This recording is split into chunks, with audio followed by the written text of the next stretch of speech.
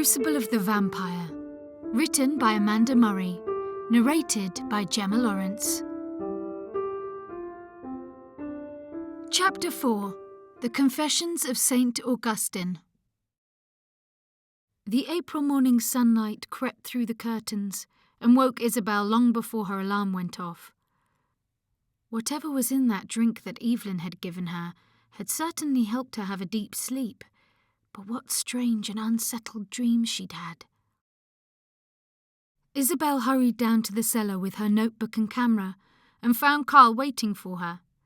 He was pacing up and down, his hands behind his back, his eyes on the cauldron. He gave her a curt nod as she entered. Carl watched Isabelle as she worked away with the brush, moving dirt from the cauldron.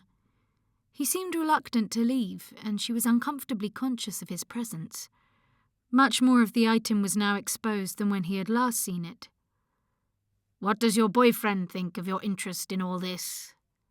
he asked in a pseudo-friendly manner. Isabelle was a little surprised by the question, but nevertheless answered Carl. "I don't have one. I did, but we never really talked about this stuff." "Oh, to be like you and young again. You can take your pick," Carl said rather effusively. Isabelle paused from her work and looked back at Carl. A small frown was the only thing that hinted at her perplexity. She wasn't sure where this conversation was going, and she didn't really want to find out. She was still a little on her guard after the late-night welding rig incident, and she felt instinctively cautious around Carl.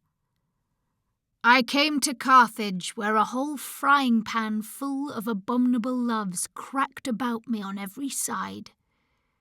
I was not in love yet I loved to be in love. I was looking for something to love. I was in love with love itself. Have you read St. Augustine's Confessions?" Carl spoke the lines theatrically, as if he was on a stage and Isabelle was his audience. "No, I can't say I have," Isabelle replied uncomfortably. Love was the last thing she wanted to think about, especially with Carl. She busied herself with her work, leaning in closer to the cauldron, instinctively trying to shut out that feeling of invasion that she was beginning to feel. "You really must. There's a copy in the library. Feel free to pop in there and help yourself." Isabelle, who'd had quite enough of talking about boyfriends and matters of the heart, suddenly noticed something written on the side of the cauldron, now exposed as she removed the final layer of grime. "This is interesting. There is an original inscription on the side of the cauldron, but someone appears to have scratched it out." She pointed to a mark on the cauldron, but Carl had already lost interest. "Yes, well, I'll leave you to it," he muttered. Shrugging his shoulders, he wandered quickly out of the cellar. Isabelle turned back to the cauldron, excited at her discovery. She grabbed her camera and began to take some more photos. Professor Edwards is going to be intrigued. This is a big step forward in unravelling the mystery of the cauldron, she thought happily to herself. It was easy to lose track of time when you were down in the cellar, concentrating on your work. The subterranean dimness blended the hours into what felt like one long night.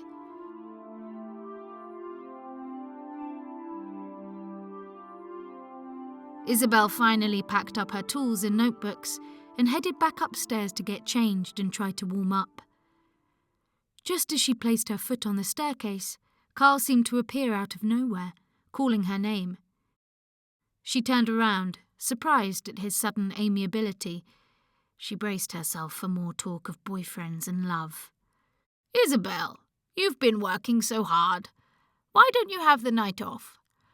"Oh, that's okay. I'd really like to get things finished as soon as possible." "Not at all. I'm sure you're making good progress. There's a lovely pub in the village." "I think I'll just—" "No, I insist." Carl cut her off, and Isabelle distinctly got the impression that it was definitely a good idea to do what Carl had suggested. A little perplexed, she sighed and went upstairs. "I suppose it wouldn't do any harm to get out of this old place for a while," she thought to herself. At least it might be warmer in the pub, and a drink sounded like a good idea. A short while later, Isabelle had changed and was on her way downstairs, a slight swing in her step at the thought of leaving the house. She'd made an effort with her appearance, shaking her blonde shoulder-length hair out of its tight bun, and teaming a pink lace top with her skinny jeans. About halfway down the staircase, she saw one of the men who'd been with Carl the night of the welding rig incident. He was walking below in the hall. He looked up at her as he went past, but didn't smile. Isabelle recognised him as the taxi driver who'd picked her up from the station the day she'd arrived. What was he doing here in the hall? Again? She watched him turn the corner and disappear off down the corridor below the stairs. He seemed to be very familiar with the hall, and why was Carl letting him wander around the place at night on his own? Heading towards the hallway where Carl was waiting for her, she watched him take a large old key from around his neck and unlock the front door for her. She heard the loud click of the lock being turned and the creak of the door as it swung open. She felt the fresh air waft against her face, strangely warmer outside than inside the house. It was nearing dusk, and the scenery had that dreamlike quality to it. Her feet crunched on the gravel drive, and the rooks in the trees cawed as she strolled past. She still had the tourist leaflet in her pocket that she picked up from the station. She took it out and looked carefully at the map and traced the route that Carl had given her with her index finger. At the end of the long drive, she crossed the road and headed along a quiet path. Bordering her on both sides were woods, Priory Wood to the east and Jacob's Wood to the west, according to her map. She was enjoying the exercise and fresh air and being away from all the pervading gloominess of the house and its strange owners. She liked old things, but there was something creepy and odd about the atmosphere there. She hadn't realised how much she'd longed for a little normality after several days of being cooped up in the underworld of Ashwell Hall. It was a lovely evening, and Isabelle stopped and leaned against a low moss-encrusted stone wall. She was enjoying the feel of the early evening sun on her face, and the smell of the Scots pines emanating from the surrounding woodland. She gazed at the open fields, which were looking lush and green. Somehow you could never imagine they would ever be brown in this picture-perfect environment. She remembered something her father used to say to her when she was a child. Nature is a book that can be read by all. It felt like a release, and her senses were heightened to the natural world around her. She turned the leaflet over and began to read the information on the back. Longville End is a small hamlet steeped in history and surrounded by rural fields and woodlands, which rise above the North Shropshire Plain. It's been welcoming visitors to the area for years. Try taking a walk through Jacob's Wood or Priory Wood. There are paths and viewpoints which offer excellent panoramic views towards the Shropshire Hills and the Welsh borders. A maze of paths can be explored amongst these ancient woodlands. The mixed areas of conifer and broadleaf trees provide an ideal habitat for birds, and there are plenty of picnic spots to enjoy along the way. The ancient site of Baron's Cross can be accessed near Jacob's Wood and is open most days throughout summer and winter. There are the remains of a Neolithic tomb, or barrow, which dates back thousands of years. History lovers are drawn to Callow's Field to the south, a site of an important Civil War battle. But the field has a bloody history, with local folklore speaking of many battles taking place there in ancient times. Isabelle had become engrossed in what she was reading. She looked up, orientating herself. As she did so, she thought she saw a movement out of the corner of her eye, something or someone at the edge of Jacob's Wood. She strained her eyes to see what it was, but all was still. I must have imagined it, she thought, or perhaps it was just the trees in the breeze. Stuffing the leaflet back in her pocket, she continued along the path towards the village pub. Once or twice she thought she heard footsteps, but when she turned around, there was nobody there. The village pub was one of those timber-framed, low-ceiling pubs that had been given a modern makeover. Gone were the anaglypted walls and brown floral carpets, replaced by slate floors, wooden tables and lots of fresh cream paint, with tasteful prints and paintings adorning the walls. A large chalkboard listed the local handcrafted Shropshire beers on offer. Outside was a small beer garden, which would be lovely on a warm summer evening, Isabelle mused. But tonight she would be drinking inside. It was almost dark by the time Isabelle found herself in the pub. The Black Horse was already reasonably busy, and Isabelle had to wait a few minutes before she got served. She noticed that a few of the locals had stopped their conversations to check out the newcomer. "What can I get you?" smiled a friendly-looking barmaid. Vodka tonic, please," replied Isabelle, trying to ignore the watchful eyes. While she waited for the barmaid to mix her drink, she looked around the room and noticed a slightly odd-looking lad sitting hunched over a pint of beer at a table, watching her moodily. He appeared to be in his early 20s, with a shock of dark hair that fell over his glowering eyes. Isabelle felt awkward and was relieved when the barmaid returned with her drink. "There you go. That'll be 3.10, please."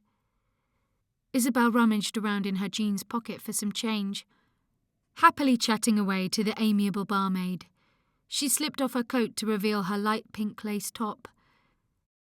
It was certainly nice to feel warm again and not have to be wearing multiple layers of clothing. She took a few welcome sips of her drink. "So, am I right in thinking that you're Isabelle, the one doing some work up at the hall?"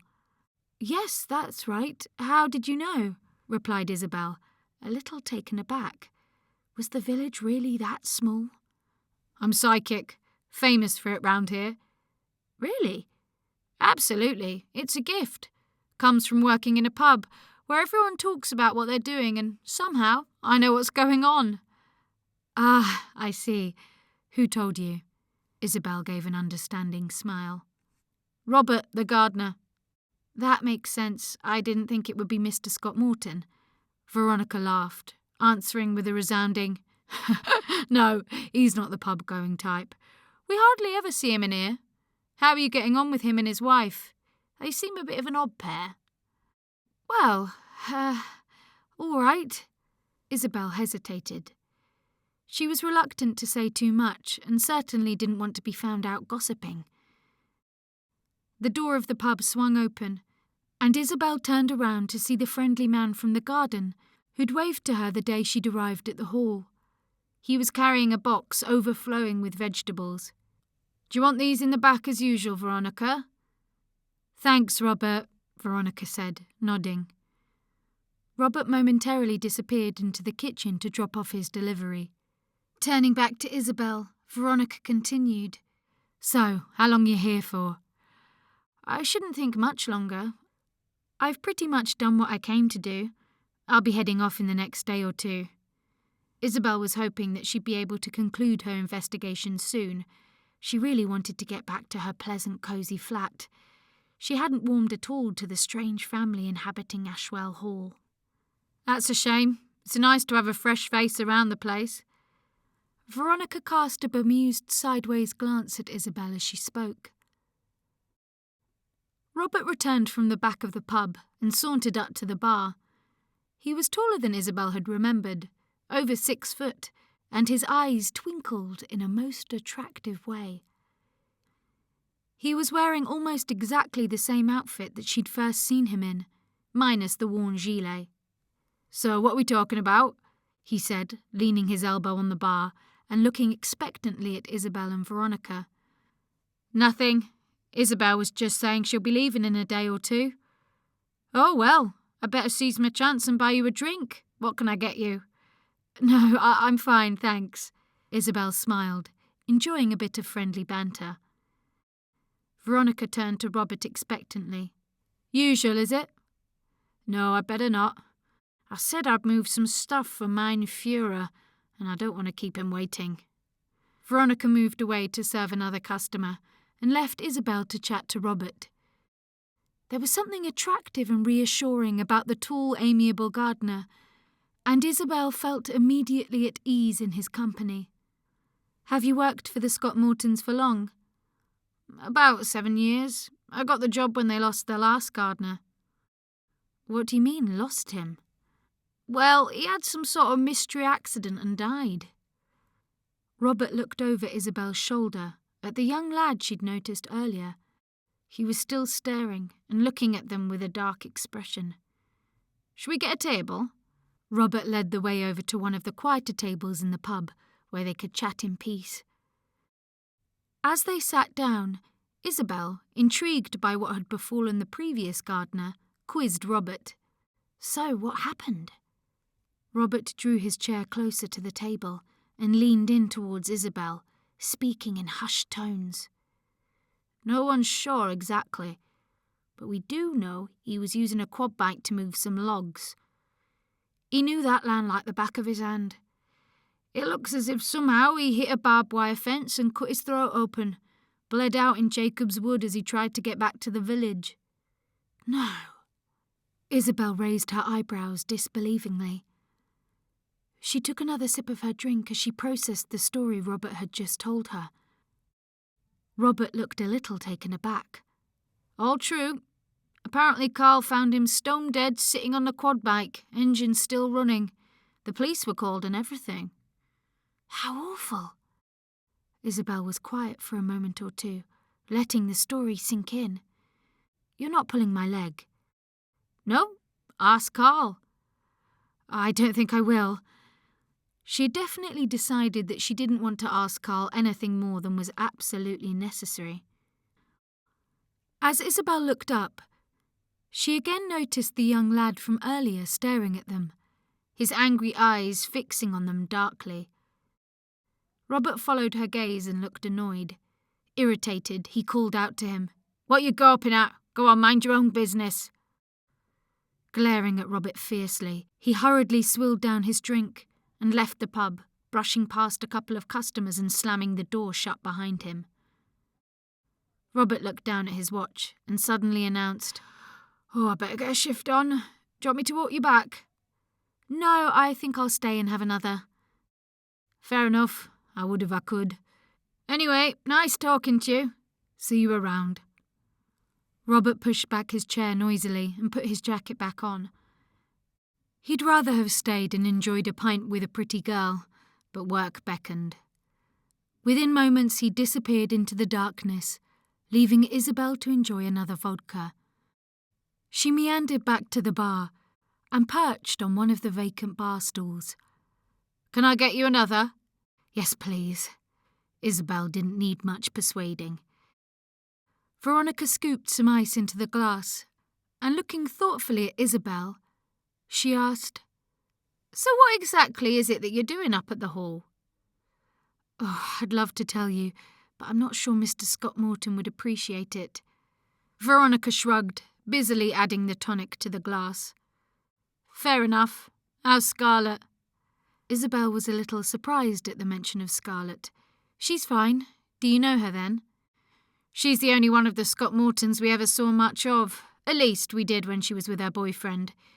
They used to come in here, but ever since they split up, we hardly ever see her. What about you? Any boyfriend?" "No, not anymore." Isabelle spoke quietly. Why was Richard so much in her thoughts? "Oh, sounds ominous. Do I sense a story?" Veronica was now all ears. There was nothing like a bit of gossip, and 2 vodka and tonics later, Isabelle might be happy to spill the beans. "There is, but it's not very exciting. In fact, it's a bit silly, really."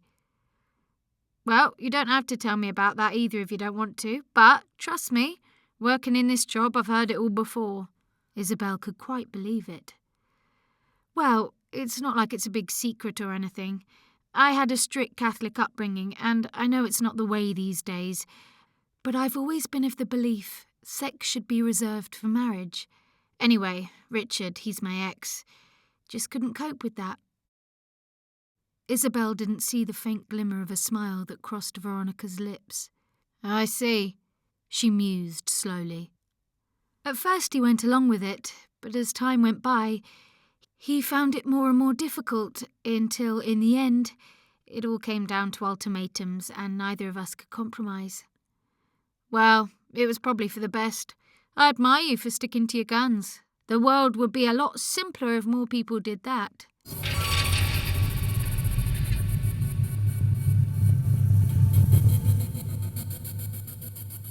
Ashwell Hall stood almost silent in the night's enveloping blackness.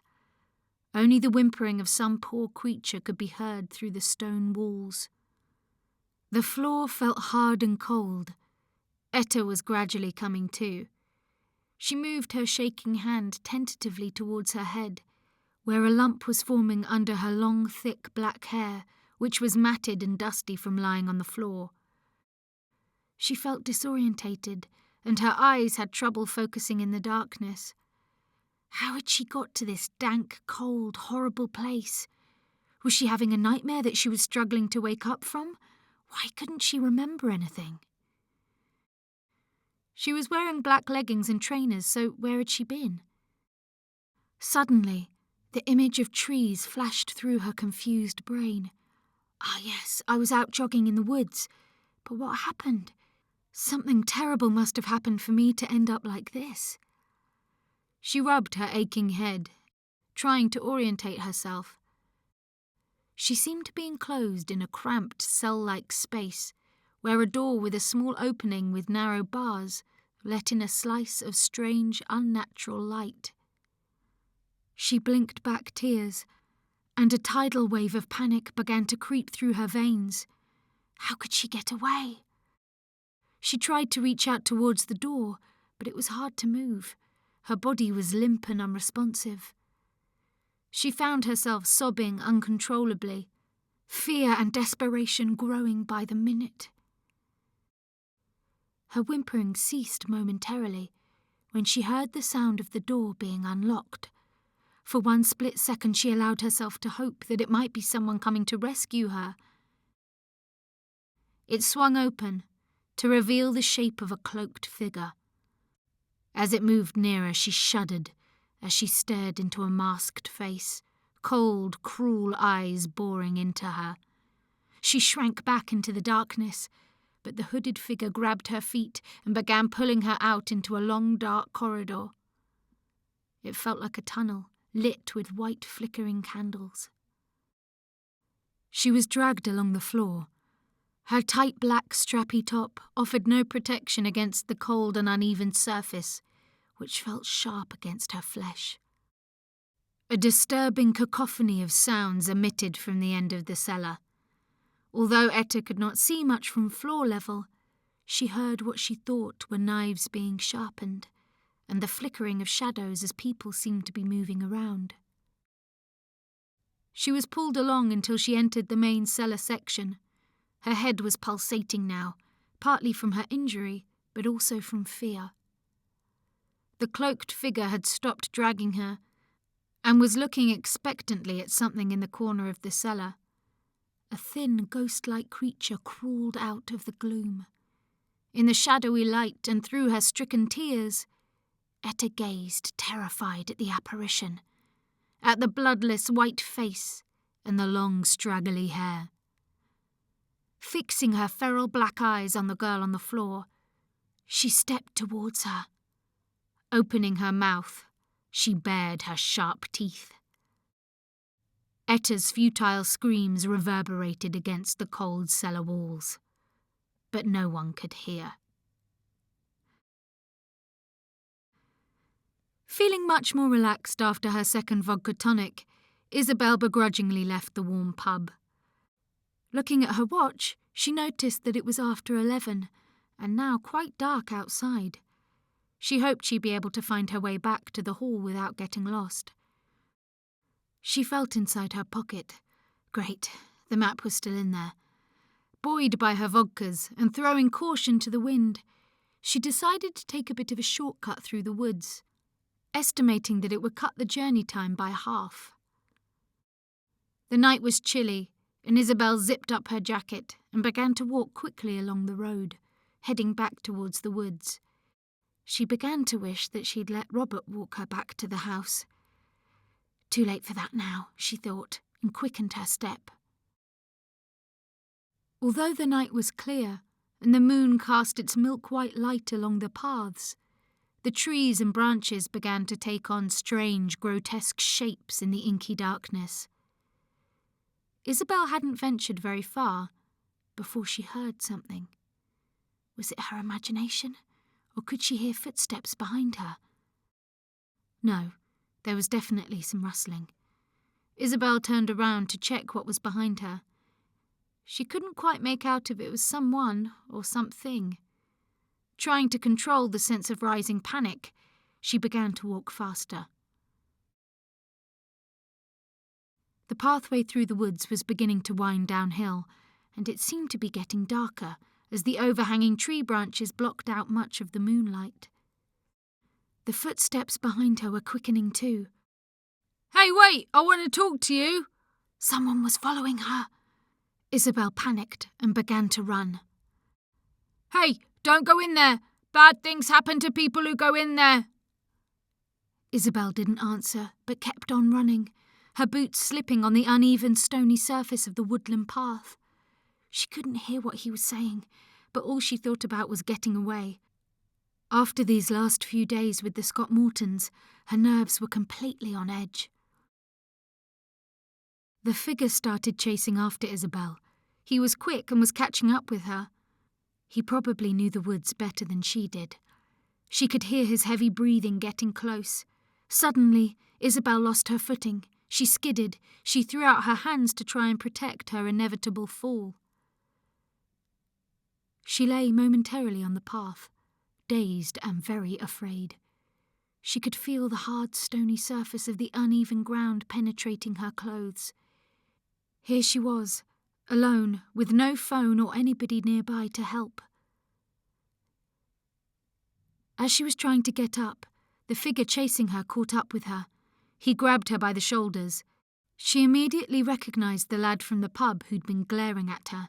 His eyes were wide and afraid. She shrunk back as his fingers pressed hard into her shoulders. She yelled out. Her voice seemed to echo through the trees. "Get off me!" "Shut up! I warned you not to come in here, but no, you wouldn't listen." "Let go, you're hurting me!" "A lot worse is coming to you if you don't come with me. My dad—" His voice trailed off, and he suddenly looked up, scared.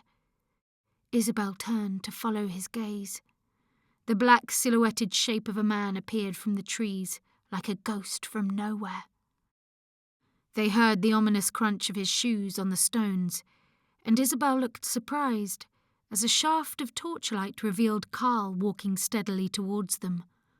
The young lad scrambled to his feet, shaking. He stared at the older man in terrified silence. "I told you I'd mark you if I saw you on my land again," Carl said angrily. From behind his back he pulled out a riding crop. Stepping close to the terrified figure, he drew it back and struck him violently across the face. Isabelle heard the sharp whistle of the crop as it moved through the air above her and saw a dark line appear on his face. Blood dripped from his cheek, black in the moonlight. He stood transfixed, afraid, not daring to move, even though the pain was excruciating. "Next time, the consequences will be far more severe. Now, go!" He wasn't going to wait around to find out what those consequences might be. He turned and fled. Isabelle heard his retreating footsteps reverberate in the night air. Isabelle, who was still crouched on the ground, felt grateful that Carl had turned up, but scared at the way he'd reacted. It wasn't until much later that she wondered why he had been prowling around in the woods at night, carrying a horsewhip. It was strange how he just happened to turn up at that point, and how he could get away with such an act of violence. He reached out a thin, gnarled hand to help her up. Isabelle tentatively responded. "Thank you." "Don't mention it. I can't abide such crass behaviour." Who was that? No one, just the local idiot. I've had trouble with him on the property before. Carl rolled his eyes in annoyance and stared dismissively in the direction of the retreating figure. He turned back towards Isabelle, and flicking on the torch, he pointed it along the stony pathway. In almost silence, they followed the yellow beam back to the hall. That was a narrow escape, thought Isabelle, as she lay in bed that night, her body bruised from her fall. So much for a quiet evening at the pub.